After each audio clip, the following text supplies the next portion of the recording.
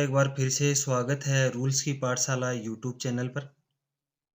मेरा पहला टारगेट है कि केंद्रीय कर्मचारियों को CCS rule, leave rule, children education allowance rule, compensatory allowances, conducting rules, DA, HRA, departmental promotion committees, deputation rules, income tax rules, LTC rules, medical attendance rules, other allowances, travelling allowances, bag allowances, दिव्यांग employees के लिए जो special allowances हैं बच्चे की care के लिए, उन सभी के संबंध में सभी कर्मचारियों को एक बेसिक जानकारी के रूप में सभी तक डिलीवर करने का है। तो आज का हम टॉपिक शुरू करते हैं चिल्ड्रन एजुकेशन अलाउंस का है। सभी दोस्तों से निवेदन है कि मेरे वीडियो को शुरू से अंत तक ज़रूर देखें।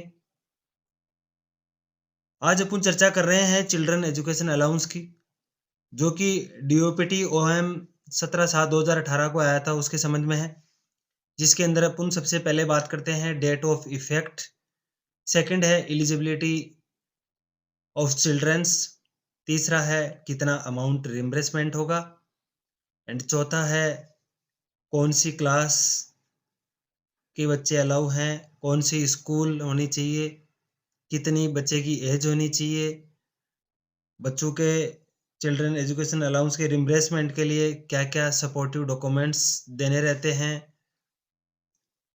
मेन फीचर्स जो कि आगे वीडियो में चर्चा करेंगे।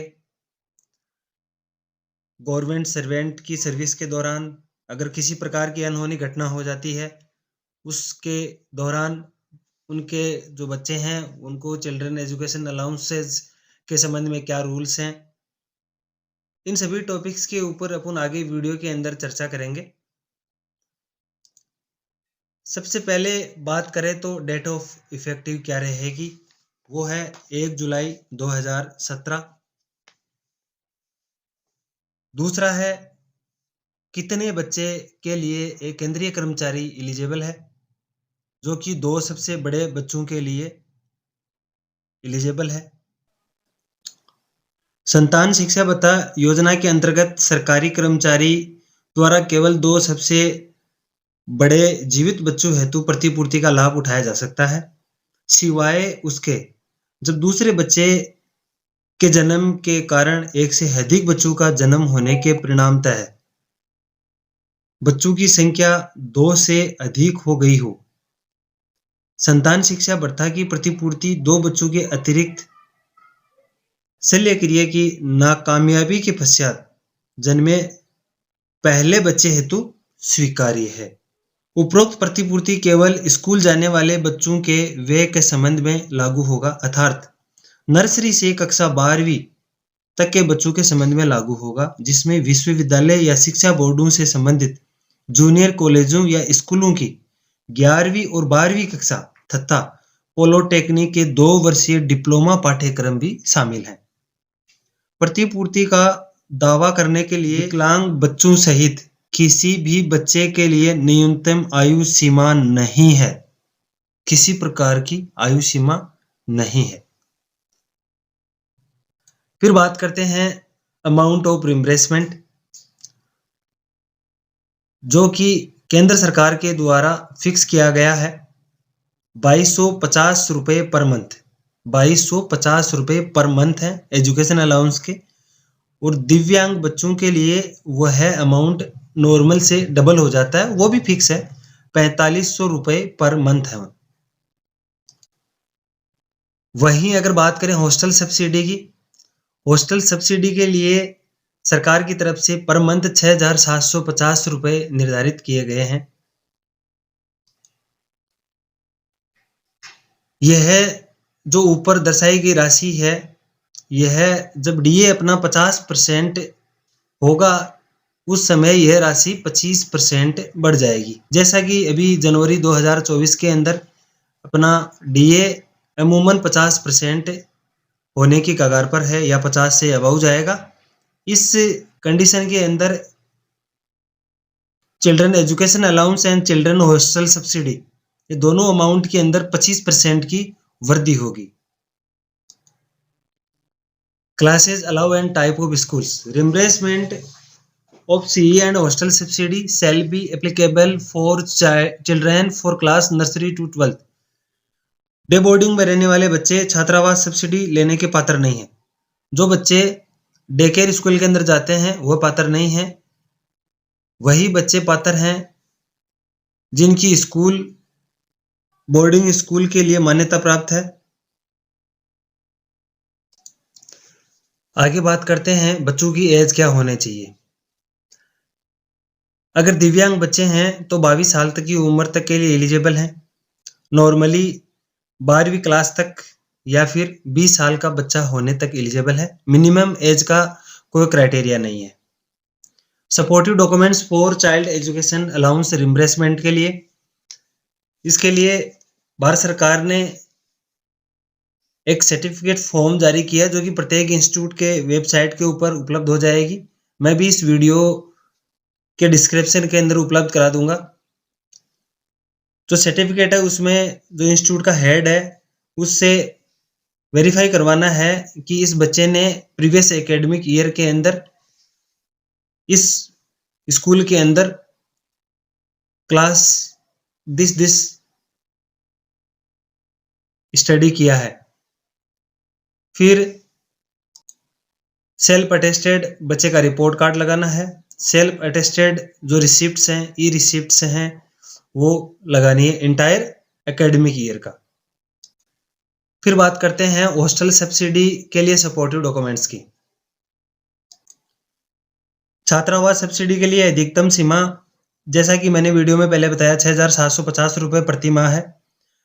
शैक्षिक वर्ष के लिए छात्रावास सब्सिडी की प्रतिपूर्ति के दावे के लिए संस्था प्रमुख से तत्संबंधित प्रमाण पत्र संलग्न करना होगा, जो कि चिल्ड्रन एजुकेशन अलाउंस का जो फॉर्मेट है उसी के अंदर दिया हुआ रहता है। उसकी सब्सिडी की प्रतिपूर्ति के दावे के लिए संस्था प्रमुख से तत्संबंधित प्रमाण पत्र संलग्न करना होगा जिसमें पुष्टि हो सके कि बच्चा इस स्कूल में पढ़ा है।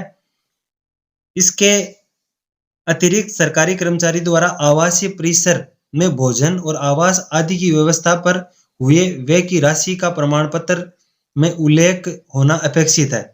यदि ऐसा प्रमाण पत्र प्रमाणित नहीं किया जाता है तो रिपोर्ट कार्ड और मूल फीस रसीद या ई रिसिप्ट की सब सत्यापित प्रतियां जिसे सरकारी कर्मचारी द्वारा आवासीय परिसर में भोजन और आवास आदि की व्यवस्था पर हुए व्यय की राशि का उल्लेख हो, वो छात्रावास सब्सिडी के दावे हेतु प्रस्तुत किया जा सकता है।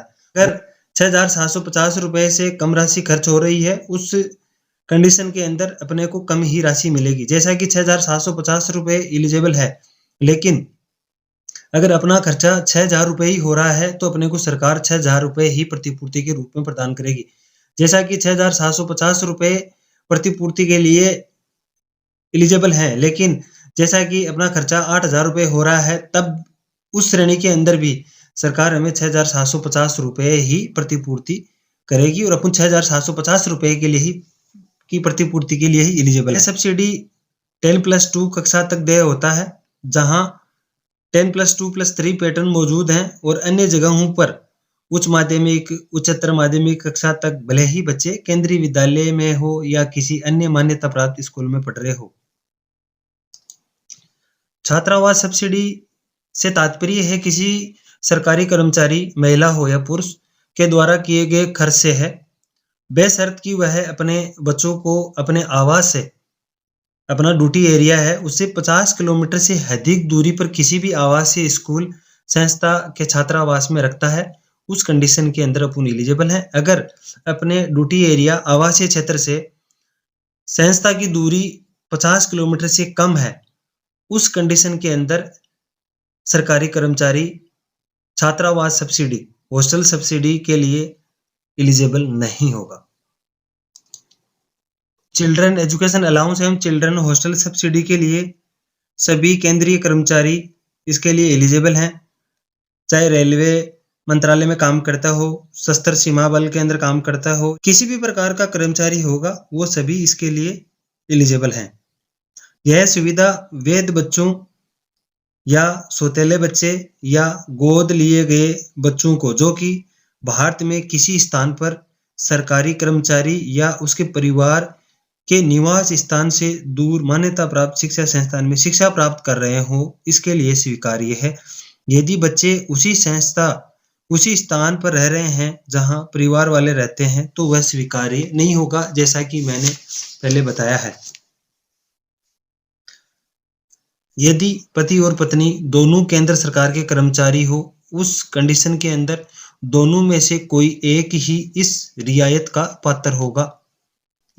अगर किसी कर्मचारी की अनफॉर्चुनेटली डेथ हो जाती है, उस कंडीशन के अंदर चाइल्ड एजुकेशन अलाउंस और हॉस्टल सब्सिडी दोनों मिलेगी।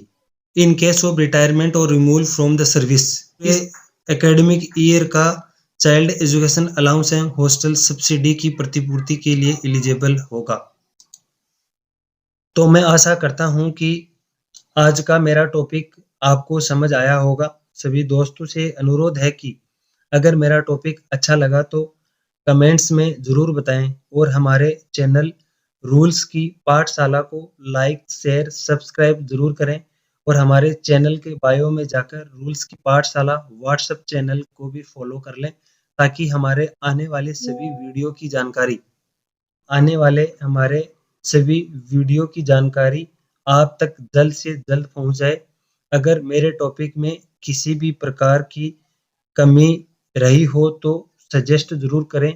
आपका फीडबैक सिस्टम मेरे होम स्टैटिक बैलेंस के लिए बहुत ही इम्पोर्टेंट है। सभी दोस्तों का एक बार पुनः बहुत बहुत धन्यवाद। जय हिंद।